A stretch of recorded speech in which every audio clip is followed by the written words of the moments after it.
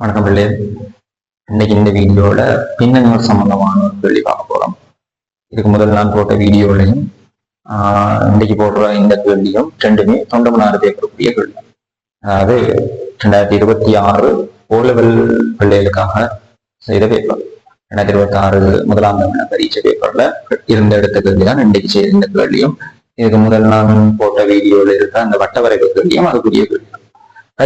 கேள்விக்குள்ள பார்ப்போம். பின்னங்கள் சம்பந்தமான ஐடியா நிறைய பேருக்கு இருக்கு. ஒரு சில ஆட்களுக்கு அந்த தடுமாற்றம் இருக்கு. அந்த தடுமாற்றத்தை இல்லாமல் ஆக்குறதுக்கு இந்த கேள்வி உபயோகமா இருக்கும்னு நினைக்கிறேன். கவனிச்சு கொள்ளுங்க. பின்னங்கள் செய்யறதுக்குரிய ஒரு அணுகுமுறை இருக்கு. அந்த அணுகுமுறையை சரியா ஃபாலோ பண்ணீங்கன்னா ஈஸியா ஆன்சர் எடுத்துக்கொண்டு போகலாம். அது 10க்கு 10 எடுக்கக்கூடிய பகுதி. நிறைய பிள்ளைகள் 10க்கு 10 எடுக்குதுகள். சில பிள்ளைகள் எடுக்க இல்லாம இருக்கிறதுக்கு காரணம் பிள்ளைகளுக்கு அந்த முதல் ஒரு சில கேள்விகளுக்கு பதில் கொடுக்க தெரிஞ்சு இருக்குது. பின்னால வார கேள்வி எடுக்கக்கூடிய ஆன்சர் எழுதி இல்லாம இருக்கிறதுக்கு காரணம் அந்த பிள்ளைகளுக்கு ஸ்டெப் சரியான மாதிரி விளக்கம் இல்லை. சரி, கவனியுமோ இந்த கேள்வியை பாருங்க. விவசாயி ஒருவர் தன்னிடம் இருந்த விவசாய நிலத்தில் 10 மிளகாயும் 15 கத்தரியும் பயிரிட்டார். மிகுதியாக உள்ள நிலத்தில் 13 பூசணியை பயிரிட்டார். மிளகாய் கத்தரியும் பயிரிட்ட மொத்த விவசாய நிலத்தில் என்ன பின்னம் கேட்டிருக்கு. அதுக்கு முதல் தரவு எடுக்கிறதுக்கு என்னண்டு எப்படி தரவு எடுக்கிறது அது ஒரு கவனியுமா. சொல்ற தரவை வடிவா பார்த்து கொள்ளுங்க. ஒரு விவசாயி ஒருவர் தன்னிடம் இருந்த விவசாய நிலத்தில் 13 மிளகாய். அப்ப நேரடியா சொல்ற பின்னம், அதாவது பின்னங்களை சொல்லிக்குள் அவர் மிகுதியில் இருந்து அல்லது எஞ்சியதில் இருந்து சொல்ற விஷயங்கள் தான் மிகுதியில் உள்ள பின்னம். அப்படி இல்லாம நேரடியா சொல்றாருன்னு சொன்னா அது அர்த்தம் என்னன்னா அது நேரடி பின்னம். உதாரணத்துக்கு இங்க மிளகாய் தரவெடுக்கிறேன்னு கவனிச்சு கொள்ளுங்க. மிளகாய் நேரடியா தான் சொன்னார். நேரடியா சொன்னதால 13 முழு காணியில 10 பிரிச்சு 3 பங்கு எடுக்கக்கூடிய பின்னம் இந்த மிளகாய். 13 முழுவதின் பின்னம் தான். பிள்ளைகளுக்கு சந்தேகம் வரும் என்னன்னா முழுவதின் பின்னம்ன்றது என்னது, ஏன் அந்த கேள்வியில முழுவதின் பின்னம் என்று கேட்கிறது. அதாவது அவர் சொல்லேக்குள்ள எஞ்சியதின் பின்னம் அல்லது மிகுதியின் பின்னம் என்று சொல்லாமல் சொல்ற எல்லாமே முழுவதின் பின்னம் தான். அதை தெளிவா வச்சுக்கணும். ரைட். அப்ப இங்க மிளகாய்க்கு சொன்ன பின்னம் முழுவதின் பின்னம். அதே மாதிரி 15 கத்தரியும் பயிரிட்டார். அப்ப கத்தரிக்கு சொன்ன பின்னமும் முழுவதின் பின்னம். கவனிச்சுக்கணும். நான் தரவை மார்க் பண்ணி எடுத்துக்கொள்ற விதத்தை பாருங்க. கத்தரி என்றது எவ்வளவு? கத்தரி என்றது 15 இதெல்லாம் நான் வலது பக்கத்தில் எழுதுறது எல்லாமே முழுவதையும் பின்பற்றக்கூடியது. இந்தியாவில பாருங்க, நான் இப்ப எழுதியிருக்கிறது எல்லாமே முழுவதையும் பின்னம் தான். 13 முழுவதையும் பின்னம், 15 கத்திரிக்குரிய முழுவதையும் பின்னம். அதுக்கு பின்னால சொல்ற மிகுதியாக உள்ள நிலத்தில் 13 பூசணி. அப்ப பூசணிக்குரிய பின்னம் முழுவதையும் பின்னமா தெரியல. அப்ப அதே சொன்னது மிகுதியாக உள்ள நிலத்தில் அந்த இடத்துல கவனித்துக் கொள்ளுமோ மிகுதியின் பின்னம். மிகுதியில் எவ்வளவு? 13. அப்ப இதுக்குரிய முழுவதையும் பின்னம் தெரியும் எவ்வளவு? 13. ஜனநன்மாக் பண்றேன் எல்லாத்துக்கும். இப்ப இதுல இது 2 முழுவதையும் பின்னம், இந்த மிகுதியின் பின்னம். அதனால நான் முழுவதையும் பின்னம் எல்லாத்தையும் இடது பக்கத்துல எழுதுறேன். அப்ப இங்க 13 என்னது? மிளகாய்க்குரிய முழுவதையும் பின்னம். அது நாங்கள் அவர் தேவையிலேயே நம்புறாரு. நாங்கள் புதுசா கண்டுபிடிக்க தேவையில்லை. கத்திரிக்குரிய பின்னம் 15 அதுவும் என்னது? முழுவதையும் பின்னம். பூசணிக்குரியதுதான் என்னது? மிகுதியில் 13. மிகுதி என்றது இந்த மிளகாய் கத்தரி என்று 2 பயிருக்கு மிச்சம் இருக்கிறதுல 13 தான் இருக்கு பூசணிக்குரிய. அந்த மிகுதியை கண்டோம்னா சரி, கேள்வி இப்ப படிப்படியானவும் இதுக்கு விஷயமாக போட்டு வச்சுக்கொள்ளுங்க. ஏன்னா அந்த இடம், அதாவது பூசணிக்குரிய முழுவதின் பின்னம் எங்களுக்கு தெரியாது. கேள்விக்கு ஆன்சர் வேணும்னா பூசணிக்குரிய முழுவதின் பின்னம் கட்டாயம் தெரிஞ்சிருக்க வேணும். இங்க பார்க்கும் கேள்விய மிளகாயும் கத்தரியும் பயிரிட்ட மொத்த விவசாய நிலம் அவரிடம் இருந்த நிலத்தில் என்ன நிலம்? அப்ப மிளகாய் பயிரிட்டது 13 உங்களுக்கு தெரியுமா தெரியாத? முழுவதுல 10 பிரிச்சு 3. கத்தரி எவ்வளவு பயிரிட்டு இருக்கிறார்? முழுவதுல 15. அதெல்லாம் முழுவதின் பின்னம்னா பயன் இல்லாம 2க்கும் சேர்த்த விடம்னு சொல்லலாம் தானே. முழுவன் பெருமானத்துல நாங்கள் எப்படி கூட்டி சொல்றோமோ அது இடம் பின்னத்திலே வேற ஒரு வித்தியாசமும் இல்லை. மிளகாய் பயிரிட்டது 1 ஏக்கர், கத்தரி பயிரிட்டது 1/2 ஏக்கர்னா 2க்கும் சேர்த்து 1.5 ஏக்கர் அப்படின்னு சொல்லக்கூடிய மாதிரி இருக்கிற மாதிரி இதுலையும் அதேதான். அப்ப உங்களுக்கு தெரிஞ்சிருக்கணும் அது முழுவதின் பின்னமா அல்லது எஞ்சியின் பின்னமா. இது 2 முழுவதின் பின்னம் என்று தெரியும்னா நேரடியா கூட்ட வேண்டியதான். இங்க கவனிங்க, 13 இதுக்குரிய பின்னம், மிளகாய்க்குரிய பின்னம் 13 பிளஸ் அங்கால வரப்போது எங்களுக்கு கத்தரிக்குரிய பின்னம் எவ்வளவு? 15. இது 2ஐயும் கூட்டுறதுக்கு முதல் கவனிச்சு கொள்ளுங்க. பின்ன கூட்டல்ல முக்கியமான விஷயம் என்னன்னா பகுதி சமனா இருக்கும். கூட்டவோ கழிக்கவோ வேணும்னா பகுதி சமனா இருக்கும். இந்த பகுதி 10 அங்க பகுதி 15. பகுதி சமனாக வேண்டும் என்று சொன்னா இந்த ரெண்டு பகுதி எண்ணையும் நாங்கள் எதுக்கு மாத்தலாம்? அதுக்குத்தான் போமாசி என்ற ஒரு சில வழிமுறை இருக்கு. போமாசி பார்த்து பழக்கம் இருக்கு பிள்ளைகளுக்கு. போமாசி பார்த்து பழக்கம் எங்களுக்கு தெரியுது. இது ரெண்டையும் 30க்கு மாத்தலாம். இதை 3 ஆளு இருக்க வேணும், இதை 2 ஆளு கொண்டு பெருக்கி பார்ப்போம். இப்படி ஆன்சர் கம்மியுமோ 10 3 ஆளு இருக்குன்னா 30, மேல 9 பிளஸ் அங்கால 2 ஆளு பெருக்கிக்குள்ள அங்கேயும் 30 மேல் 8. இதுல இருந்து ஆன்சர் எங்களுக்கு வரப்போகுது என்னது? 30. பகுதி சமனா இருக்குன்னா தொகுதியை கூட்டலாம். கூட்டிக்குள்ள 30 மேல் 17 வரப்போகுது. அப்ப மிளகாயும் கத்திரியும் பயிரிட்டது 30ல் 17. முழு பங்கு 30ன்னா 30ல 17 பங்கு மிளகாயும் கத்திரியும் பயிரிடும். 2வது கேள்வியை காணுமா? இந்த கேள்வி நார்மலா ஆன்சர் கொடுக்கக்கூடிய நிறைய பேர் சரியாகவும் செய்ய நீங்கள். அடுத்தது பாருங்க, பூசணி பயிரிட்டது அவரிடம் இருந்த விவசாய நிலத்தில் என்ன? நான் அப்போது கேள்விக்குறி போட்டு நான் இல்லை, அந்த கேள்விக்குறி போட்ட இடத்தை தான் இப்ப கேட்கிறேன். பூசணி பயிரிடப்பட்டது அவரிடம் இருந்த விவசாய நிலத்தில் என்ன? பிள்ளையா விளங்கி வச்சுக் கொள்ளாதீங்க. மிகுதியில் என்று சொன்ன பின்னம் இது மிகுதியின் பின்னமே தவிர முழுவதையும் பின்னம் அல்ல. உடனே பிள்ளை என்ன யோசிக்கிறேன்னா பூசணியை பயிரிட்டது 13 8 சொல்லி போட்டு நிற்கும். இல்லை, உண்மையாலுமே அது மிகுதியில தான் 13 8. தரவடிக்கைக்குள்ள இப்படி மார்க் பண்ணி பழகினீங்கன்னா ஈஸி. அப்ப இங்க நாங்கள் காண வேண்டியது என்னன்னா பூசணி பயிரிட்டது முழுவதில் என்ன? முழு விவசாய நிலத்துல என்ன? அந்த கொஸ்டின் மார்க் கேள்விக்குறி போட்ட இடத்துக்குரிய ஆன்சர் வரப்போகுது. அப்ப அதுக்கு முதல்ல எங்களுக்கு வேணும் என்னன்னா மிளகாயும் கத்தரியும் பயிரிட்டு மிச்சம் அவ்வளவு. இப்ப மிளகாயும் கத்தரியும் பயிரிட முதல் இருந்த பங்கு, ஆரம்பத்துல இருக்கிற பங்கு நாங்கள் என்னென்று வைக்கிற நாங்கள் எப்பயும் ஒரு பங்கு, முழு பங்கு முழுசா இருந்தது. எவ்வளவு காண்கிருந்தது என்னன்றது எங்களுக்கு தேவையில்லை. பங்காக்கிறதுக்குள்ள முழு பங்கு, அதாவது பிரிக்கிறதுக்கு முதல் இருந்ததுக்கு பேர் என்ன? முழு பங்கு. அந்த முழு பங்கு ஒன்றுல இருந்து எதை கழிக்க போறீங்க? மிளகாயும் கத்தரியும் பயிரிட்ட பங்கை கழிக்க போறோம். 30ல் 17 கழிக்க போறோம். ஒன்றன்றதை நாங்கள் இங்க எப்படி கருதுறாங்க? 30 மேல் 30. அதாவது ஆரம்பத்துல இருந்த காணி, தொடக்கத்துல இருந்த காணி 30 பிரிச்சு 30 பங்கும் இருந்தது. பாவிக்க முதல் மிளகாய் கத்தரி ஒன்றும் பயிரிட முதல் எவ்வளவு இருந்திருக்கும்? 30 பிரிச்சு 30. நேரடியா எப்படி இருந்தாலும் ஓகே தான். 30 மேல் 30ல இருந்து கழிக்க போற 30 மேல் 17 ஆக விளவு 30 மேல் பகுதி சமனா இருக்கின்றதால நேரடியா கழிக்கிறோம். 30ல் 17 கழிச்சா எவ்வளவு வரப்போகுது? 30ல் 13. இது ஆன்சர் இல்லை. இது எஞ்சியது, அதாவது கத்திரியும் மிளகாயும் பயிரிட்டு எஞ்சியது தான் இது. அப்ப எங்களுக்கு தேவை அவரிடமிருந்து விவசாய நிலத்துல எவ்வளவு பூசணிக்கு பயிரிட்டது. அப்ப பூசணி என்றது என்னது? மிகுதியில் 13 8. மிகுதியில் என்று சொன்னால் மிகுதியில் எவ்வளவு? 13 8. அப்ப மிகுதி எவ்வளவு? இப்ப எங்களுக்கு தெரியும் மிகுதி எவ்வளவு? 30ல் 13 தான். இப்ப எவ்வளவு இருக்கு? மிச்சம்.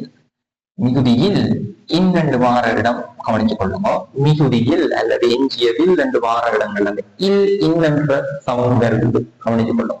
மிகுதி தெரியும் 30ல் 13.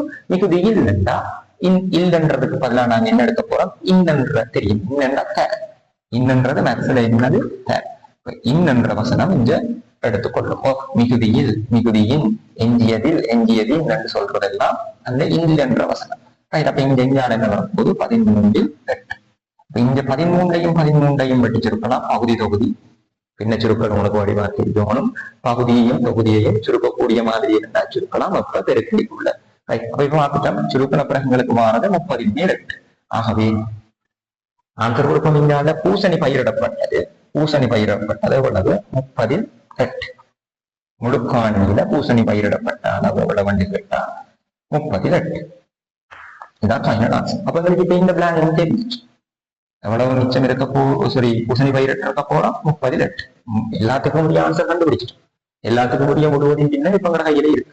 கைக்கு கேள்வி சுலபமா கொண்டு போனா கவனிங்க. அடுத்த கேள்வி பெருசா வசனங்களா வரைக்குள்ள பிள்ளைகள் பயப்படாதீங்க. முதலாவது வசனத்தை தெளிவா வாசிக்கணும்.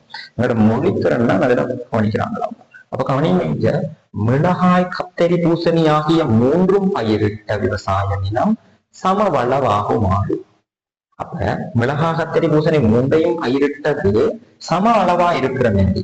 உதாரணத்துக்கு 5ல் 2 எல்லாத்துலயும் 5ல் 2 5ல் 2 எல்லாம் 10ல் 3 10ல் 3 10ல் 3 10ல் 3 எல்லாம் ஒரே அளவுல இருக்கிற மாதிரி பயிரிட வேண்டுமா? அப்படி இருக்கிற மாதிரி தற்போது மிகுதியாக உள்ள விவசாய நிலத்தில் மீண்டும் கத்தரியும் பூசணியும் பயிரிடப்படும். அப்ப நாங்கள் முதலாவது பார்ப்போம் தற்போது பயிரிடப்பட்டிருக்கிறது எவ்வளவு. அப்ப இங்க மிளகாய் கத்தரி ஜலல பக்கத்துல மிளகாய் பயிரிடப்பட்டிருக்கிறது எவ்வளவு, கத்தரி எவ்வளவு பயிரிடப்பட்டிருக்குது, அதனால பூசணி எவ்வளவு பயிரிடப்பட்டிருக்கு.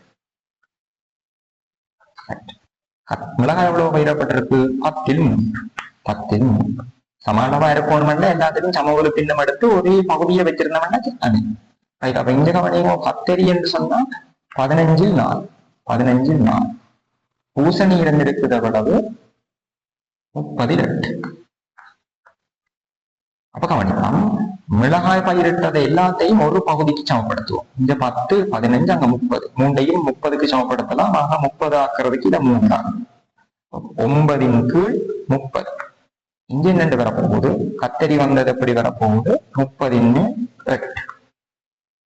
பூசணி எவ்வளவு வரப்போகுது, 30 அப்ப இப்ப கேள்வியை கவனிங்க. இப்போ தற்போது பயிரிடப்பட்டிருக்கிறது இப்படித்தான் பயிரிடப்பட்டது. மிளகாயில 39, கத்தரியில 30 பங்கு, பூசணி 30 பங்கு.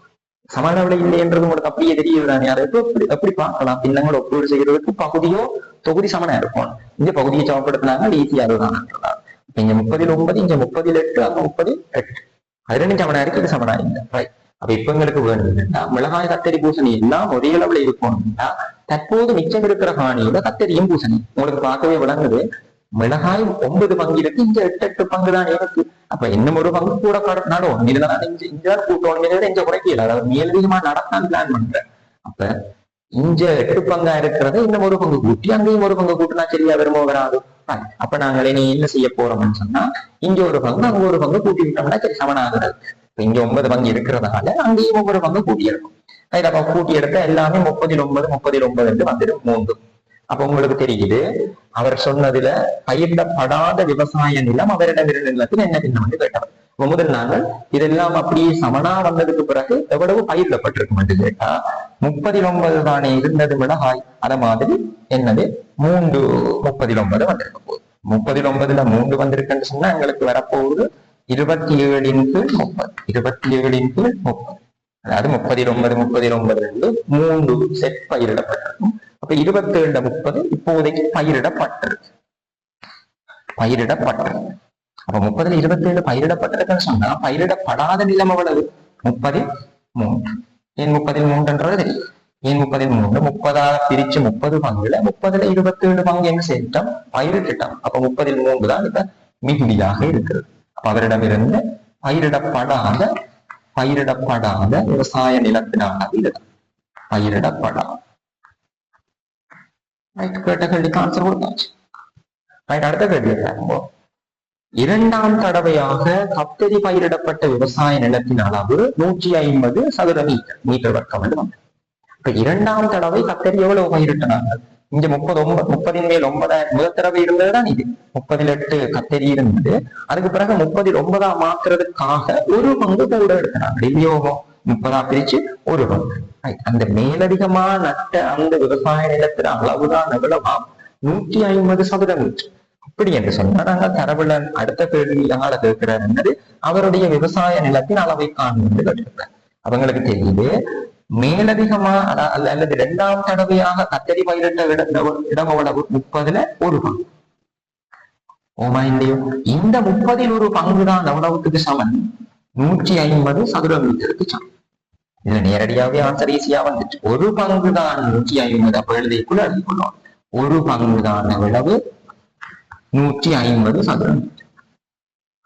அப்படி இருந்தா எத்தனை பங்கு இருந்தது, மொத்த பங்கு 30 பங்கு இருந்தது. 30ல தானே ஒன்று சொன்னா, அப்ப 30ல ஒரு பங்கு தான் 150 சொன்னா, 30 பங்கு தான் முழு நிலம். அப்ப நிலத்திட விவசாய நிலத்திட அளவு அல்லது முழு காணியிட அளவு, முழு நிலம் எவ்வளவு இருக்க போகுதுன்னு கேட்டா எத்தனை அளவு இருக்க போறீங்க, 150 சதுர மீட்டர் 30 அளவு இருக்கு. தேங்காய் கணக்கு ஒரு தேங்காய் 150 ரூபாண்டா 30 தேங்காய் அவ்வளவு ஒன்று கேட்டா கீழே இருக்கிற பகுதியில இருக்கிறதால இருக்க முடியும். 30 அளவு இருக்கிற முதல் 3 அளவு இருக்கும் போது 15 3 அளவு இருக்குன்னா என்ன வரும், 45. அங்கால 2 சைபர் வந்து சதுர மீட்டர். அப்ப இந்த அணுகுமுறையை பார்த்துக்கொள்ளும். எந்த ஒரு விண்ண கேள்வியும் சுமூகமா சோல்வ் பண்ணலாம் எப்படி சொன்னா இந்த அணுகுமுறை சரியா இருந்தா, நான் சொல்றது இருந்தா ஒரு ரஃப் பேப்பர்லையாவது இதை எழுதி கொள்ளணும். இப்படி தரவுகளை எடுத்து அந்த மிகுதியில்ன்றத வசனத்தை எழுதுங்க, அப்படி எழுதி செய்ய பழகணும். அப்படி எழுதி செய்ய பழகினீங்கன்னா உங்களால ஈஸியாவே இந்த திண்ண கணக்குல ஃபுல் மார்க்ஸ் எடுக்க. தயவு செய்து இந்த மாதிரி வேலை செய்து பாருங்க. இன்னும் ஒரு வீடியோவில் சந்திப்போம்.